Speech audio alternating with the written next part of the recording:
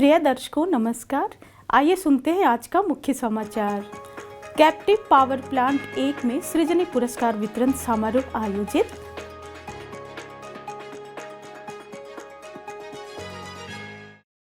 Cell Rourkela इस्पात संयंत्र की पुनर्वास कॉलोनियों के जनप्रतिनिधियों के साथ मेल मिलाप एक इंटरफेस कार्यक्रम आयोजित।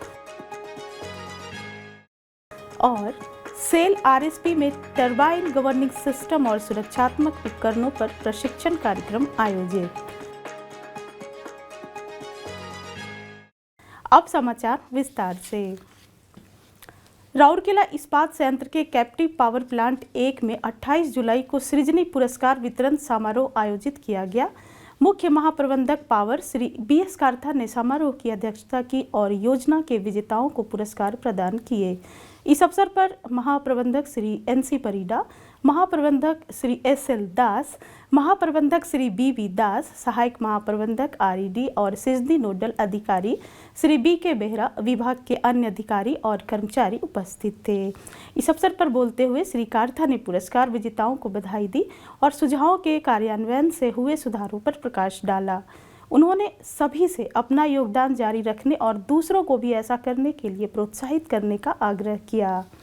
श्री बेहरा ने विभाग के विशेष संदर्भ के साथ संयंत्र में सृजनी की स्थिति के बारे में विस्तार से बताया। कुल मिलाकर 84 सुझाव प्राप्त हुए, जिनमें से 30 पहले ही कार्यान्वित किए जा चुके हैं। कार्यान्वित सुझावों के लिए 7,050 रुपये का नकद पुरस्कार दिया गया है। कार्यान्वित सुझाव से उत्पन्न एक मुश्त लाभ 15.2 लाख रुपए था, जबकि आवर्ती लाभ 24.51 लाख रुपए था। वरिष्ठ प्रबंधक CPP 1 श्री शाश्वत सेठ ने सभा का स्वागत किया और समारोह का संचालन किया, जबकि सहायक प्रबंधक CPP 1 श्री PK त्रिपाठी ने औपचारिक धन्यवाद ज्ञापित किया। निगमित सामाजिक दायित्व CSR की विकास पहलों में जन भागीदारी या लोगों की भागीदारी सुनिश्चित करने के लिए 28 जुलाई को RSP के पार्श्वांचल विकास संस्थान में सेल राउरकेला इस्पात संयंत्र की पुनर्वास कॉलोनियों के लोगों के प्रतिनिधियों के साथ एक इंटरफेस कार्यक्रम मेल मिलाप आयोजित किया गया था।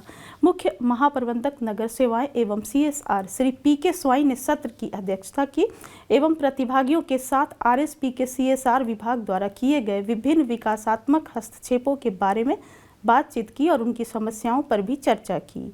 इस अवसर पर महाप्रबंधक CSR सुश्री मुनमुन मित्रा, सहायक महाप्रबंधक CSR श्री AN पति और अन्य CSR के अधिकारी उपस्थित थे। कार्यक्रम में बारकोट ब्लॉक के आमगांव RS कॉलोनी, कुंवर मुंडा ब्लॉक के चंडा पहाड़ और सल गांव बहाल RS कॉलोनी के प्रतिनिधियों ने भाग लिया।